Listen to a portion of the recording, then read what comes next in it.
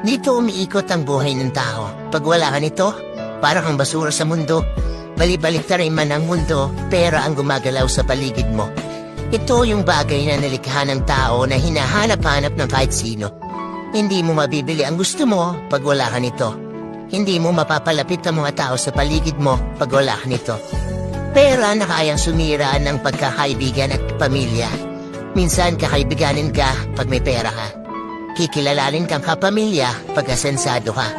Pero pag nawala sa iyo ang pera mo, lalabas ang tunay na hulay na nasa paligid mo.